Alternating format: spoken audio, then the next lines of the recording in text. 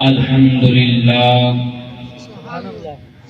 الحمدللہ الذی ابدع الافلاک والارضین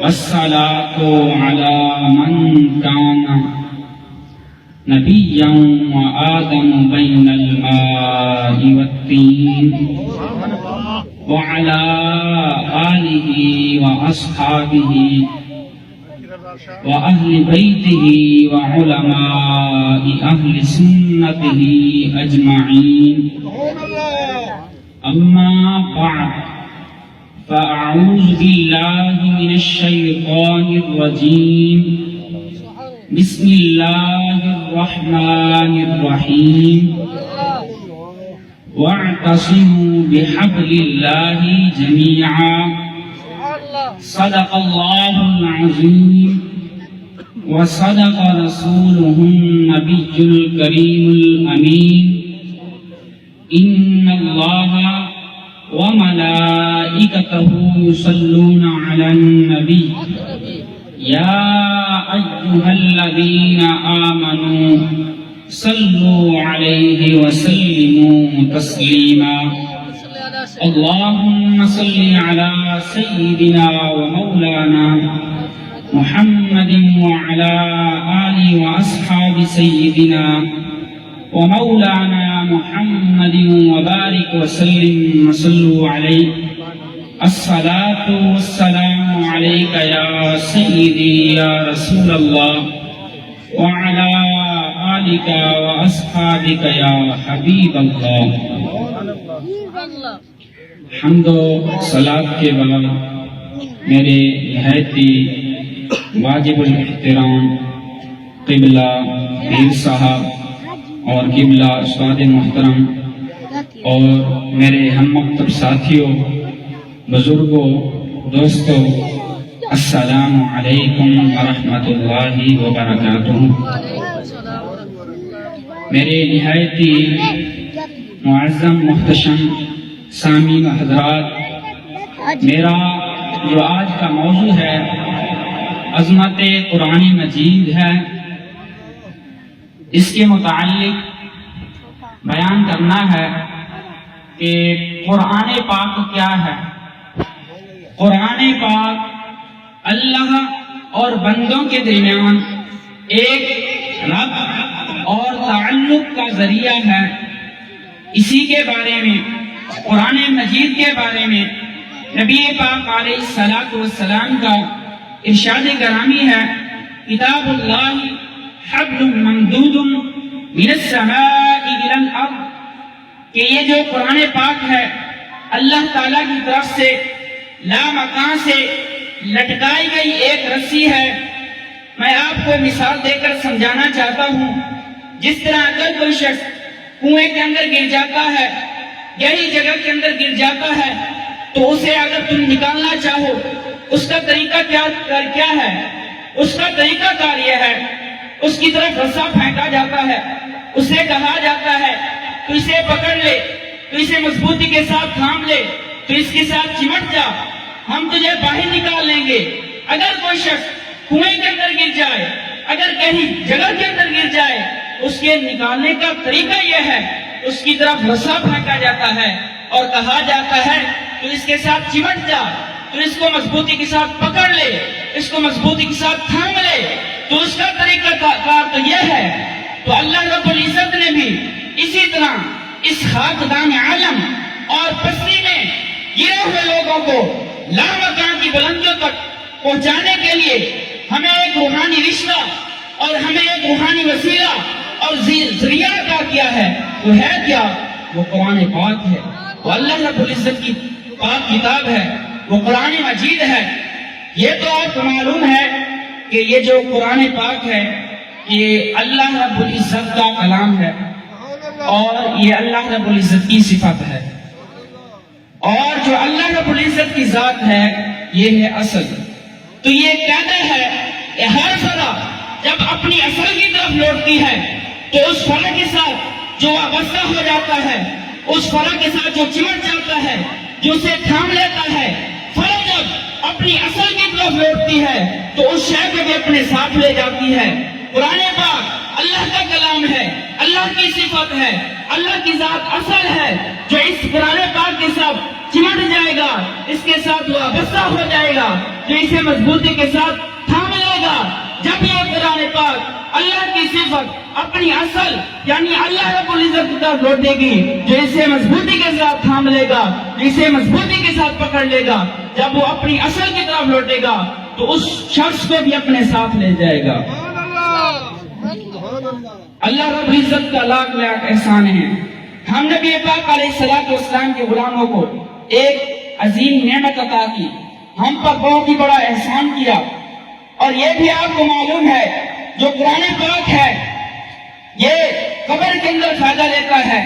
صرف یہ نہیں جس کے سینے کے اندر قرآن پاک محفوظ ہے وہ قبر کی مٹی سے محفوظ رہتا ہے، نہیں بلکہ کوئی شخص ہوتا ہے جس کی قبر جو دوزخ کا تنور بنتی ہے، لیکن جس کے سینے کے اندر قرآن پاک محفوظ ہو، یہ قرآن پاک اللہ کے امر سے، اللہ کے حکم سے اس کی قبر کو جنت کا باغ بنا دیتا ہے۔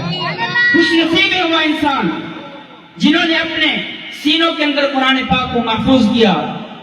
اور یہ بھی آپ کو معلوم ہے کہ اگر کوئی شخص قرآن پاک حفظ کر جائے تو اس کے سر پر اس کی عزت افزائی کے لیے دستار رکھی جاتی ہے، اس کے سر پر دستار رکھی جاتی ہے اس کی خوشنودی کے لیے، جس طرح کہ آج حفاظ کرام کے سر پر عزت کی دستار رکھی جائے گی تو اس کا مطلب کیا ہوتا ہے؟ ہمارے معاشرے کے اندر اگر کسی کے سر پر دستار رکھی جائے تو اس کا کیا مطلب ہوتا ہے؟ اس کا مطلب یہ ہوتا ہے ایک ذمہ داری سونپنا۔ جس طرح اگر کسی شخص کا والد فوت ہو جاتا ہے اس کے سر پر دستار رکھی جاتی ہے، اس کے ہاں ذمہ داریاں سونپی جاتی ہیں، وہ کیا ہوتی ہیں؟ اب اس گھر کا سربراہ تو ہے، اس گھر کو تو نے چلانا ہے، اس گھر کو تو نے کنٹرول کرنا ہے۔ اسی طرح جو حفاظ کرام ہوتے ہیں ان کے ہاں بھی ذمہ داریاں سونپی جاتی ہیں، وہ کیا ہوتی ہیں؟ تو نے اب اس قرآن پاک کو یاد کرنا ہے، اس کو اپنے سینے کے اندر محفوظ کرنا ہے، اس کو تو نے خود بھی یاد کرنا ہے، دوسروں کو بھی یاد کرانا ہے، اس پر خود بھی عمل کرنا ہے، دوسروں کو بھی کرانا ہے، اور اس کی تلاوت کر کے اپنے دل کے زنگ کو اتارنا ہے اور لوگوں کے دلوں کے زنگ کو بھی اتارنا ہے۔ یہ ہوتی ہیں حفاظ کرام کے ہاں جو ذمہ داریاں سونپی کی جاتی ہیں۔ اللہ رب العزت کا لاکھ لاکھ احسان ہے، ہمیں یہ عظیم نعمت عطا کی، ہم پر بہت ہی بڑا احسان کیا، ہمیں یہ قرآن پاک عطا کیا۔ حدیث پاک میں آتا ہے کہ نبی پاک علیہ الصلوۃ والسلام نے ارشاد فرمایا لو جعل القرآن فی اہاب ثم القی فی النار ما احترق۔ نبی پاک علیہ الصلوۃ والسلام کا ارشاد گرامی ہے کہ اگر قرآن پاک کو ایک چمڑے کے اندر ڈالا جائے ثم القی فی النار ما احترق، پھر اسے آگ میں ڈالا جائے، ما احترق، آگ اسے جلا نہیں سکتی، نہ اس قرآن پاک کو جلا سکتی ہے نہ اس چمڑے کو جلا سکتی ہے۔ اور حالانکہ ہمارا مشاہدہ ہے کہ جو قرآن پاک ہیں یہ شہید ہو جاتے ہیں، اور نبی پاک علیہ الصلوۃ والسلام کا فرمان بھی ہے، نبی پاک علیہ الصلوۃ والسلام کا فرمان بھی جھوٹا نہیں ہو سکتا۔ زمین و آسمان ایک ہو سکتے ہیں، قیامت آ سکتی ہے، نبی پاک علیہ الصلوۃ والسلام کا فرمان جھوٹا نہیں ہو سکتا، اور ہمارا مشاہدہ بھی ہے۔ تو پھر اس حدیث پاک کا مطلب کیا ہے کہ لو جعل القرآن فی اہاب ثم القی فی النار ما احترق، قرآن پاک کو چمڑے کے اندر ڈالا جائے پھر اسے آگ کے اندر پھینک دیا جائے، ما احترق، آگ اسے نہیں جلاتی۔ تو اس حدیث پاک کا مطلب کیا ہے، اس کا معمل کیا ہے؟ تو اس کا نتیجہ یہ نکلا اس چمڑے سے کوئی اور چمڑا مراد نہیں، انسان کا ہی چمڑا مراد ہے، کہ اگر کوئی شخص اپنے سینے کے اندر قرآن محفوظ کر لیتا ہے، قرآن پاک حفظ کر لیتا ہے، قبر کی مٹی کی آگ اسے دوزخ کی آگ بھی نہیں چھو سکتی۔ اللہ رب العزت کا لاکھ لاکھ احسان ہے، لاکھ لاکھ شکر ہے۔ یہ جو قرآن پاک ہے یہ ہمارے نجات کا ذریعہ ہے۔ اگر کوئی شخص اس کے بارے میں معلوم کرنا ہو، اس کے بارے میں کوئی پہچاننا ہو تو اس کے ماضی کے ساتھ پہچانا جاتا ہے۔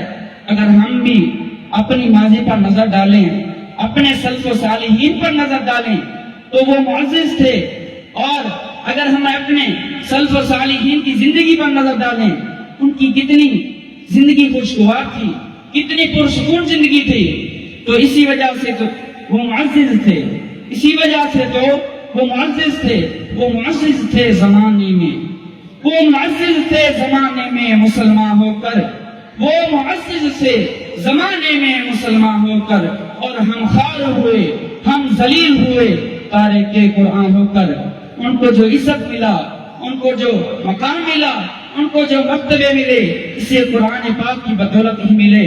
ان قرآن پاک پر انہوں نے عمل کیا، قرآن پاک کی رسی کو مضبوطی کے ساتھ پکڑ لیا، قرآن پاک کو مضبوطی کے ساتھ تھام لیا۔ اسی وجہ سے اللہ رب العزت نے ان کو اعلیٰ مقام عطا کیے، اعلیٰ درجے عطا کیے، ان کو کیسے کیسے درجے عطا کیے۔